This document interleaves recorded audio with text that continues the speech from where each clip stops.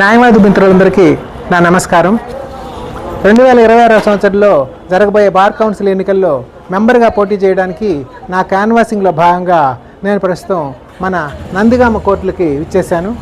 ఇక్కడ అందుబాటులో ఉన్నటువంటి మన న్యాయవాది మిత్రులందరికీ కూడా మన అజెండా పాయింట్లు వివరించడం జరిగింది. వాళ్ళు వెల్ఫేర్ అమౌంట్ చాలా తక్కువగా ఇస్తున్నారు మన దగ్గర కంపేర్ టు మనం చేసేటటువంటి వెల్ఫేర్ స్టాంపులతో పోలిస్తే. కేరళ లాంటి రాష్ట్రాల్లో 20 లక్షలు 25 లక్షల దాకా ఇస్తున్నారు, ఇక్కడ చాలా తక్కువ ఇస్తున్నారని చెప్పి మన మిత్రులంతా వాపోయారు. మన యొక్క బార్ కౌన్సిల్ వాళ్ళు అకౌంట్స్లో ఎక్కడా ట్రాన్స్పరెన్సీ మెయింటైన్ చేయటం లేదు. ఇక్కడ వెల్ఫేర్ అమౌంట్ చాలా తక్కువ ఇస్తున్నారని చెప్పి న్యాయవాదులంతా ఎంతో వాపోతున్నారు.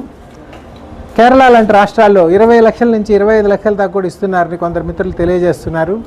కానీ ఇక్కడ మన వాళ్ళు 5 లక్షల నుంచి కేవలం 9.5 లక్షలకు మాత్రమే పెంచారు, వెల్ఫేర్ అమౌంట్ మాత్రం విపరీతంగా పెంచారని చెప్పి వాపోతున్నారు. అందువల్ల మన యొక్క అకౌంట్లన్నింటినీ వీళ్ళు ప్రాపర్గా ఆడిట్ చేయట్లేదు, ఎక్కడా ట్రాన్స్పరెన్సీ లేదు. రాజ్యాంగంలోని ఆర్టికల్ 12 ప్రకారం బార్ కౌన్సిల్ ఒక స్టేట్ అవుతుంది, ఇన్స్ట్రుమెంటాలిటీ ఆఫ్ స్టేట్ అవుతుంది. కానీ దీన్ని ఇన్స్ట్రుమెంటాలిటీ ఆఫ్ స్టేట్ అంటే ఒక ప్రభుత్వ విభాగంలాగా నడపాలి.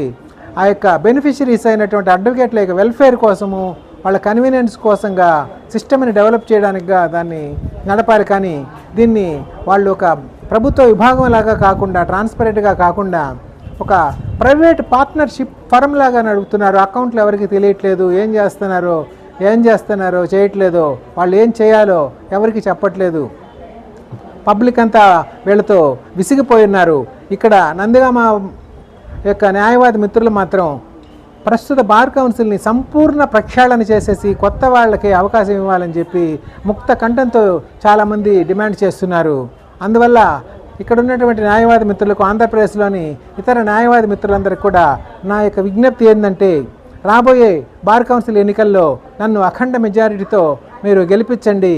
అప్పుడు నేను ఈ అకౌంట్లన్నింటినీ కూడా కేంద్ర ప్రభుత్వం యొక్క ఏజీ ఆఫీస్ వాళ్ళతో ఆడిట్ చేయించి, ప్రభుత్వ విభాగాలని వాళ్ళు ఎలా ఆడిట్ చేస్తారో దీన్ని కూడా అలానే ఆడిట్ చేయించి అకౌంట్స్ అన్నీ బయట ట్రాన్స్పరెంట్గా అయ్యేటట్టుగా మీకు అందరికీ తెలియజేసే విధంగా చేస్తానని నేను మీకు మాట ఇస్తున్నాను. ధన్యవాదాలు. రవీంద్రబాబు, తూపిలి.